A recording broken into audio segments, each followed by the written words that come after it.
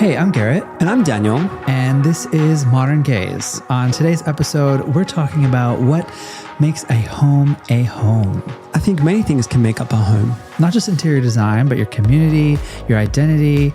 And we're actually obsessed with feng shui right now. And also house numerology. So let's get into it.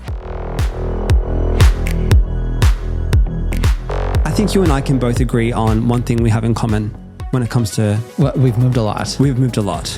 I mean, I grew up in a family that lived in maybe 11 or 15 homes. I don't even remember how many times my parents and I moved from one house to another. You see, it's so funny because I feel like I've probably only moved maybe 2 or 3 times in my whole lifetime with my family. But ever since I've moved out when I was 18, I think I've probably moved maybe 7 or 8 times on my own to date. I even graduated from school and then moved across the country and lived in New York City against my parents. My parents were like, what are you doing? Yeah. But I got a job and I was just like, yeah, fuck it. I'm moving across the country and having a whole new experience. And now I've moved continents and we live in Australia. I just think there's something so beautiful about creating a new space consistently and having a new vibe and fresh starts, and it's a new beginning. I always associate moving with a new beginning. I don't know. That's fair. I mean, I actually look at a brown box with some like tape in such a positive way. I'm sure a lot of the people hate moving. They hate the idea of having to pack up their shit and moving to another place. But I actually enjoy it. I find it kind of soothing. Yeah, I agree. So how quickly did we move in together after we were dating? Oh, what, like 4 or 5 months? It's pretty quick, huh? Yeah. And I mean, to be honest, it felt really natural. It felt really fast, but it also felt kind of, this is right. Yep.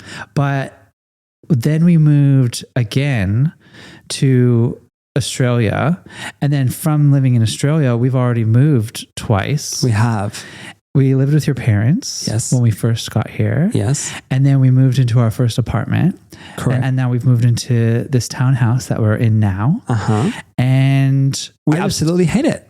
I absolutely hate it. Not we, I shouldn't say you. I have absolutely hated this townhouse. Majority of it. Why? I felt like I was in a really bit of a massive transition of change when we did move. I started a new job. We signed the contract to move into this new place, and it all happened within the same day. And I think it was just a lot of change at the time. A lot of pressure. And I don't know, when we came in for the inspection, I thought that this was our house and we were going to be here for a couple of years. We were going to save and have a good deposit for our own home that we'd purchase one day. And it just didn't happen. And I just have been feeling stuck, and I've been trying to figure out what the heck is wrong with this house and why I don't love it, because it is so beautiful. So I've loved this house ever since we moved into it. Like the vibe was right. The energy I felt was just a chef's kiss. I think the energy is on, but I just have been feeling stuck. I feel sometimes the energy is a bit stagnant. I'm not too sure. So during my emotional trauma, I guess we can call it, in this house, I went down a massive rabbit hole of trying to figure out how to fix this space. How to fix it and like accept it, right? Because we made it ours. We bought beautiful furniture. We did all of the good stuff. Burnt sage, bought Palo Santo. We did all the crystals. We did every single thing that I could possibly think of. So I went down this rabbit hole, guys, of feng shui and house numerology. And let me tell you, it is another universe of houseology. So you are obsessed with Natasha Graziano. I am obsessed with Natasha Graziano. I listen to her podcast every week, and she had this one podcast with Marie Diamond talking about the law of attraction. And on that episode, Marie Diamond has her own app, and on the app, it has a compass of your success corner, and you should be facing your success corner and your health corner and your wealth corner. Anyway, if you want to also go down the rabbit hole, please feel free to do so. It is amazing. It changed my life. I now work facing my success corner, and I have had many good things at work happen to me. It has brainwashed me even, because even at work, like when I'm having an important meeting, I'm like, am I focused on my success corner right now? Yes. And I will actually angle my body in that direction, like just very casually so that no one notices. Right. And I feel like it maybe makes a positive impact. I don't know. I think it does. I feel it a bit. So that is one aspect to my solutions to trying to help solve this. The other piece of the pie was house numerology. So for those of you who don't know, your house number can actually represent a bunch of different things. So what you do is you calculate your house number. So if you're in a house, it can be your whole number. So if you're in like 111 John Street, you would be a house number 3. If you have a letter in front of your numbers as well, an A is 1, B is 2, and so on. If you live in an apartment, it is just the unit number. So a house number 1, let's give you guys a quick rundown. A house number 1 means independence and new beginnings. And number 2 means harmony, sentimentality, and affection. A house number 3 means creative, entertaining, and fun. Mm-hmm. If you live in a house number 4, no good. No good. In Chinese culture, it does mean death, but it can also mean productive, grounded, and stable. Oh, so it can be good. It can be good. If you live in a house number 5, 5 means adventure, travel, and change. Number 6, love, harmony, and togetherness. Number 7 means spirituality, introspectiveness, and reflective. Number 8 means prosperity, growth, and abundance. Ding, ding, ding. And lastly, number 9 means generosity, compassion, and community. So there's only 1 through 9 because it basically all has to reduce. So if you have a long address, if you have a 12, it means 3. Right. So you just always have to get it down to that single number. Correct. So anyway, I have gone down this massive rabbit hole, guys, of trying to solve my pain points of this house. And so do you feel like you've solved it? No. So on that note, we're moving. We are looking to moving on up. So we've been looking for a new place to move and call our home, which has been very challenging, guys. Obviously, the market is quite tough. The housing market in general is disgusting everywhere. Yes. If you are fortunate enough to have a home or purchased a home or live in a place that you really love, there's just nothing out there anymore. There's nothing. It's so expensive. We were paying about $520 for our 1 bedroom in the city previously, pre-COVID. And now a 1 bedroom in the city is like $640. It's like another $150 a week. Yeah. So this is something I actually really didn't understand in Australia, where everyone in the rental market prices an apartment by the week, not by the month, but you pay the rent by the month. When you're looking at places, they're like, oh, this apartment is $540 a week. And you have to do all this like computational math to understand what the fuck the price of it is per month. And then it doesn't actually add up, because if you just take it and you times that by 52 weeks and then divide it by 12, it's actually not your rent. Your rent is more than that. Yeah, you have to just add on like a couple more another days. $100. A leap year. I don't know. All the holidays, I don't understand. I don't know. So we've been looking for a place to move now, probably for, I'd say, a solid 4 weeks. We have some more than that, 3 months. Yeah, 3 months we've been trying to find a place on and off. But the first month we were looking way beyond means and getting a little bit fancy. Well, we got a bit excited. Yeah. But the issue in Australia right now is that 7 out of 10 apartments are going to international students, because there has been this incredible rise of people coming here to learn and study, which is incredible. And it's a huge revenue stream for the country. It's a huge revenue stream for any country. But here it's just like, there's no places to live. What makes it difficult for Australian citizens and permanent residents to actually find a place? It's harder for everyone. And to be honest, what's out there is pretty shit. So when I do find a place, I get so excited. I'm like, Daniel, I found a place. I found where we are going to make our home. And then he looks at it. The first question I say to Garet is, what house number is it? And then I look at it and it's a 4. I am not joking. Every house that is available right now is a number 4. Or look a 13 or a 103. If it's been up in the market and it looks amazing, you're like, oh my God, what is this doing here? Look at the number. Is it a 4? Yeah. It's been challenging, and there's been a lot of people in these inspections, and we've been trying to throw them off. We're like, oh babe, I don't know about this bedroom, it's a bit small. I'll like stay in the bedroom so it's a bit more squashy for people to like walk around me and then like kind of fall out of love with the apartment that we love.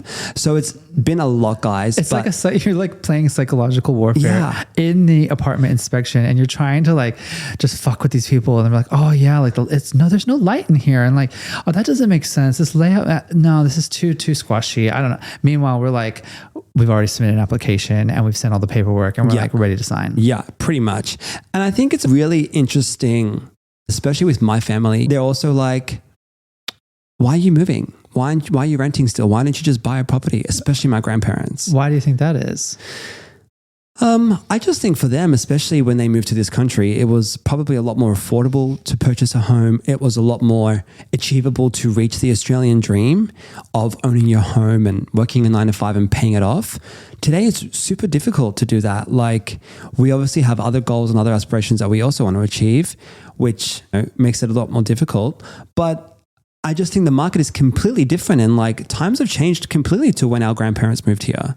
Yeah. And even in America, like in Los Angeles, the dream of owning a home, I think that really ended about 2 or 3 decades ago. I just feel like you can't really find a house to buy that's less than $1.5 million. Right. Well, your family moved out to Vegas from California or LA, where they were living their entire life. And your brother was fortunate enough with his girlfriend to purchase a home because that's what they could buy. Yeah. And it's really affordable, and you can get a really gorgeous, beautiful home for a decent price. And Correct. even my sister, she lives in Kansas, and like her home is gorgeous, and it was a reasonable price. Again, It's not cheap, but at least you're getting really good value for money. I just know that even when we were living in LA, I didn't see a future of us buying a home in any way, shape, or form. But here in Australia, I do see like one day we can do that. And I feel like we've also gotten a lot of pressure to buy more than rent, but we're not necessarily in that position yet. We're not at that stage yet. And thank God, because additionally, there's been 12 interest rate hikes and there's a 13th coming or something. Probably. Like, where people's mortgages are now thousands and thousands of dollars more than they expected it to be. Yeah. And we even know some friends of friends who are selling their home because it's just too expensive. Like, they can't afford it anymore. That's right. So they're going back to renting. Yeah. So I guess there's positives of both sides. Absolutely. I mean, to be honest, I wish we were in a position to obviously buy a house, but like I said, different time Not for yet. a different place. Yeah. So on our search for a new home, we've been actually thinking about what makes a home and like why we don't love that place that we live in right now. And then also what we're really looking for in the next house that we live in. And I think there are a lot of physical attributes to a home that you can help make it homey, right? Like your furniture, the smell, the aromas of the space, like burning candles and Palo Santo and incense and sage. Well, wait a minute. You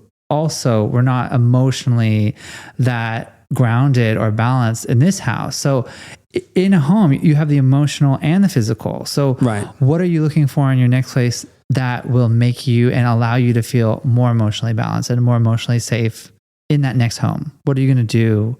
And what's important? I'm going to say that when I walk into the space, that the energy feels right. It feels like an open living space. There's nice natural light, open views, maybe a bit of a runway so that I can still do a bit of a catwalk and a bit of a strut and twirl every now and then. Important. Good bedroom size, an ensuite, and just overall a nice shower. Yeah. I like a big shower. Yeah, we have a bath now, and I love my bath. I love my bubble baths every now and then, especially on a new moon or a full moon. I do like to burn a candle and have some bubbles and some bath salts. You have your self-care rituals. You need to have space to have those self-care rituals that allow you to be more meditative, to calm down, to de-stress. What are you going to miss most about our house now? I do like open space. Like, it is really nice to have this kind of like open floor plan, and you have the outside area where, we were coming from a 1-bedroom apartment and walked into this townhouse with an actual backyard, and it was just so incredible. I was so excited. But then I literally have spent 0 time in it because I'm in 3 hours of traffic going to work every day. And the last thing I want to do is then sit outside. I feel like we live so far away from where we mostly spend all of our time and where I work, and it just doesn't make sense for us to be living this far. So I don't know if I'll really miss much about it other than just the space in general. I definitely won't miss walking to the IGA when I have no lunch in the fridge and buying off Muscle Chef meals. Yeah. That is my worst pet peeve. What? Just not having lunch food? Because then I'm hangry, and then I go to the shops to buy some lunch, and then the food is off. Why the heck are they selling me off expired creamy chicken pesto carbonara to give me diarrhea? Girl, I can't tell you. Anyway, ain't nobody got time for that. Nobody got time for diarrhea. Nobody got time for diarrhea. I definitely think that what I'm missing in this house that I want and to be in the next house is more representation of who we are. I agree. I've been telling you I want some more wall art. Yeah. I want some color.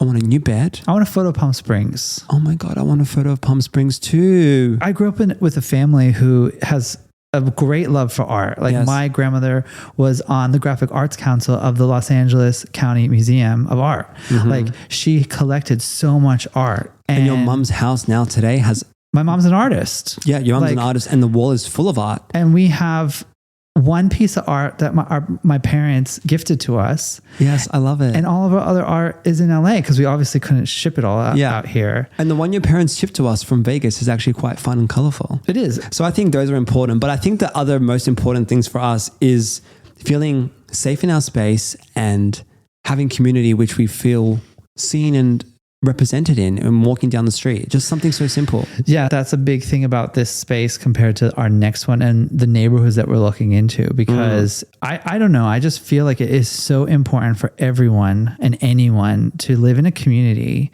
that is really just welcoming and excited you're in it. Yes. Like, period. Yes. Like when we lived in Los Angeles, like we lived in Glendale, which was like kind of outside of the main city, but it was in the valley. And it's like, I don't know, LA is a vibe everywhere, but we would spend so much time in and around West Hollywood. But we lived in a gorgeous building. Let's add that. Yeah, I mean, it was the vibes, but we still just had community around us. Yes. I feel like right now we have no community around us. Like we have to drive 35 to 45 minutes in traffic to get to the community that we enjoy. Correct. And I remember when we used to live in the inner city, we would just like walk to a bar and we'd go watch RuPaul's Drag Race on a Friday night with just like a casual drink with some friends. Or we would go out in the city a little bit more and be in the heart of the town, you know? Yeah. So that idea of community and that idea of safe space, I think comes with that kind of environment, like that kind of awareness to what's around you. And I just want us to be able to walk out of our door and see other people that are like just us. living their best fucking life, you know? And I also get inspired when I see people like that because I'm like, yes, you're confident, you're sassy, you're fierce. Work, girl. And I definitely think there's so much value in living in other parts of the country or other parts where you build your own community. Yes. It's just that if you are into farming and agriculture and outdoors, or having a big space and having like a giant space and camping with your friends. Absolutely. I am not going camping. Like I am not going camping or glamp. No, absolutely I'm not. hoteling. 5-star, please. You know, so I'm over there, and that's my vibe, and that's your vibe, and that's cool. Yes. But I just want to be able to create a home in that space that feels really connected to who I am. I completely agree with you on that. And I think if there's anything I've learned out of living in this house that we've currently been in, it has been truly reflective in a very deep way for myself in identifying and reflecting on the parts of not only my home that I want to improve on, but also my life, like other areas of my life that I want to level up or reflect on or improve. So now that we have come to this realization of moving again, but I don't want to move again. I want the next place to be like a home for at least more than a year. At least, you know, I want at least more than 2. I just really want to be in a community that is really fun, that's really engaged, that is diverse, that has gay people living in it, that has queerness, that proudly, you know, on the streets, right when you walk flags. out, like Collingwood and living there was like so fun. Living in and around West Hollywood, so fun because it's just really vibrant. It's invigorating to be like a queer person living in a queer community and feeling really comfortable and safe and proud. And at the same time, you can travel all over the city and go all over the country and go everywhere. But when you come back home, you feel really great and you feel really proud and excited to be back home. Exactly. And your house or your home should be a place where you recharge and then you can go back out into the world and deal with all the fucking chaos and craziness that it has to offer. Yeah. So I guess this episode was really just a check-in with us where we're letting you guys know where we are in our lives. And share with you that we're on our moving journey, moving on up, literally. Yeah, off the ground and up onto whatever floor of a department. But to be honest, whatever you call home, I think it's important that you are reflective and you're allowed to be vulnerable and 100% you. Yeah. And if it's not the case, like maybe start looking for a new place. So wherever you're at on your house journey of life, whether you are in a house, you've bought a house, you're renting, your parents are probably giving you some judgment on continually renting and also not buying a house like us, fuck it. In conclusion, I think that when you are designing your perfect space, when you are thinking about, is this really me? Like look around your house right now. If you're in your car, wait until you're home, right?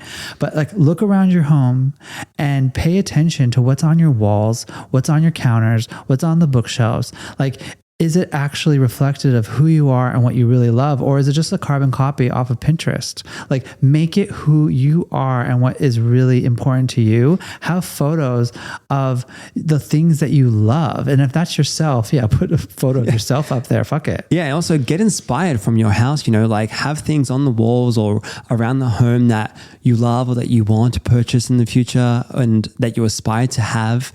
And make sure that you love coming to your home because you're going to spend a lot of time there and you should enjoy your space because it's sacred. Yeah. And I think there's a big part of like who we are as queer people. If you are a queer person, you go through a lot of, experiences in life potentially not showing that 100% all the time. Like the volume isn't always turned up. And if there's anywhere you can turn up the volume all the way, it's in your home. Yeah. So even for us, I think that as queer people, we should have representations of our queerness up on the wall, in the bookshelf, on the counter, in the art that we put around, in the books that we have around. Absolutely. And also, lastly, our house needs to have good feng shui, good house numerology, and good vibes all around. All right. Well, let's go find it. Let's go.